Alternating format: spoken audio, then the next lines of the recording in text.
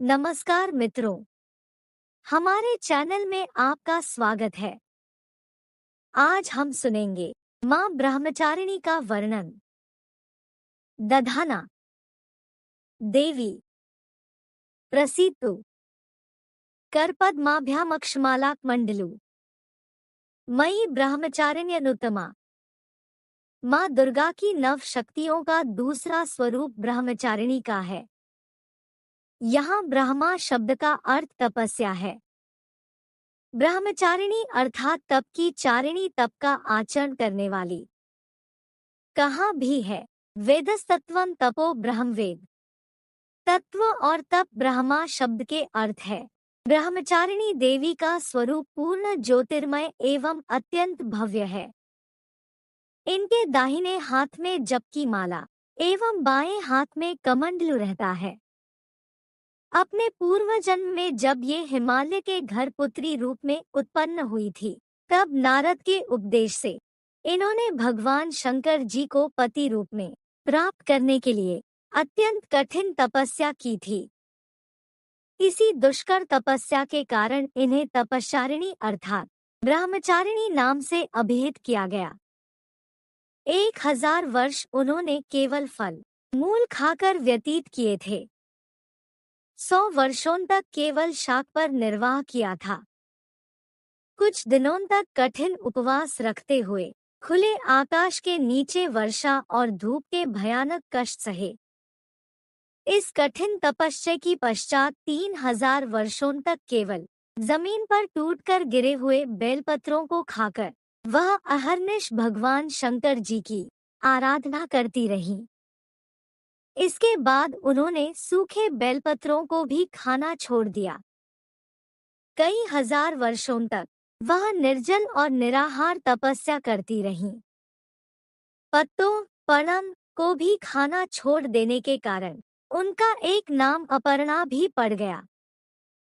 कई हजार वर्षों की इस कठिन तपस्या के कारण ब्रह्मचारिणी देवी का वह पूर्व जन्म का शरीर एकदम क्षीण हो उठा। वह अत्यंत ही कृशकाय हो गई थी। उनकी यह दशा देखकर उनकी माता मेना अत्यंत दुखित हो उठीं। उन्होंने उन्हें उस कठिन तपस्या से विरत करने के लिए आवाज दी, उमा, अरे नहीं, ओ नहीं। तब से देवी ब्रह्मचारिणी का पूर्वजन्म का एक नाम उमा भी पड़ गया था।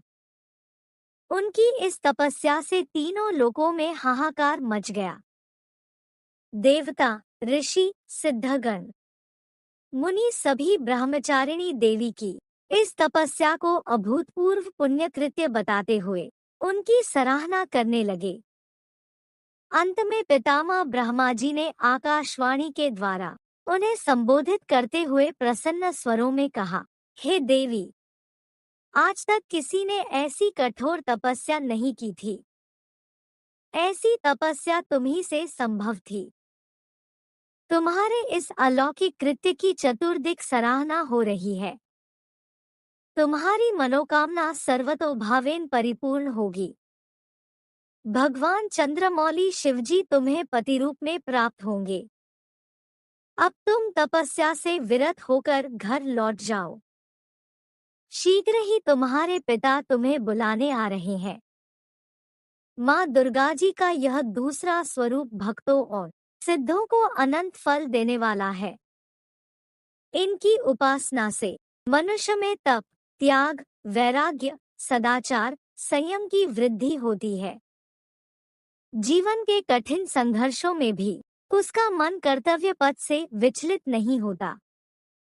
माँ ब्रह्मचारिणी देवी की कृपा से उसे सर्वत्र सिद्धि और विजय की प्राप्ति होती है। दुर्गा पूजा के दूसरे दिन इन्हीं के स्वरूप की उपासना की जाती है। इस दिन साधक का मन स्वाधिष्ठान चक्र में स्थित होता है। इस चक्र में अवस्थित मनवाला योगी उनकी कृपा और भक्ति प्राप्त करता है। बोलो जय माता दी। आज हम सुनेंगे माँ चंद्रघंटा का वर्णन।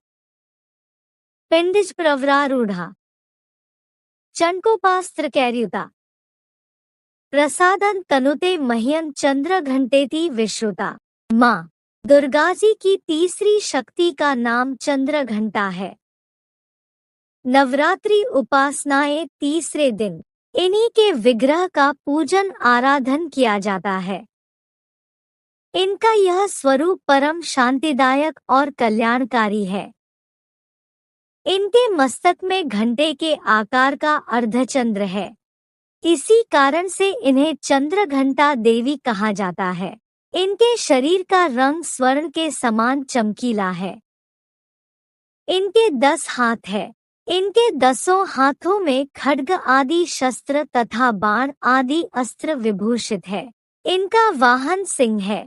इनकी मुद्रा युद्ध के लिए उद्यत रहने की होती है। इनके घंटे की सी भयानक चंडध्वनि से अत्याचारी दानव दैत्य राक्षस सदैव प्रकंपित रहते हैं। नवरात्र की दुर्गा उपासना में तीसरे दिन की पूजा का अत्यधिक महत्व है। इस दिन साधक का मन मणिपुर चक्र में प्रविष्ट होता है। माँ चंद्रघंटा की कृपा से उसे अलौकिक वस्तुओं के दर्शन होते हैं, दिव्य सुगंधियों का अनुभव होता है तथा विविध प्रकार की दिव्य ध्वनियाँ सुनाई देती है। ये क्षण साधक के लिए अत्यंत सावधान रहने के होते हैं।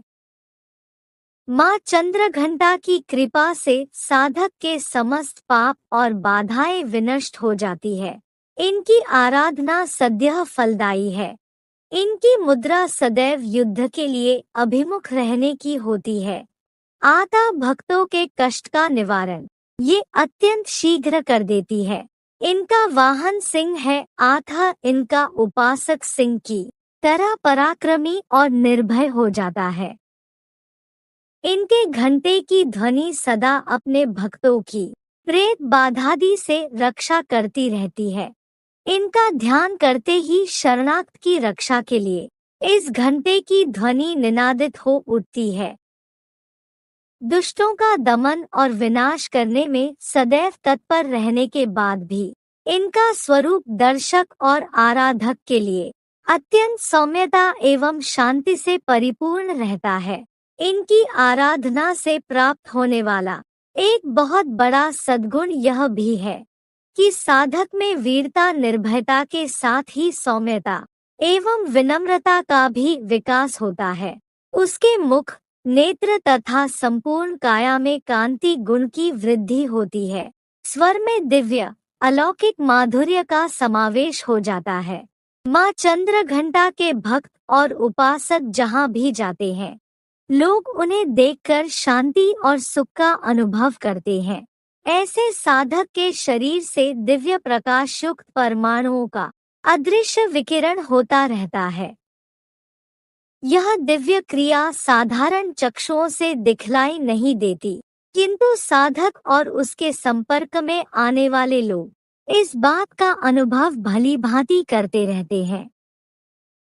हमें चाहिए कि अपने मन, वचन, कर्म एवं काया को विहित विधि विधान के अनुसार पूर्णतः परिशुद्ध एवं पवित्र करके माँ चंद्रघंटा के शरणागत होकर उनकी उपासना आराधनाएं तत्पर हों। उनकी उपासना से हम समस्त सांसारिक कष्टों से विमुक्त होकर सहज ही परम पद के अधिकारी बन सकते हैं। हमें निरंतर उनके पवित्र विग्रह को ध्यान में रखते हुए साधना की ओर अग्रसर होने का प्रयत्न करना चाहिए। उनका ध्यान हमारे इस लोक और परलोक दोनों के लिए परम कल्याणकारी और सद्गति को देने वाला है। बोलो चंद्रघंटा माता की जय। जय माता दी।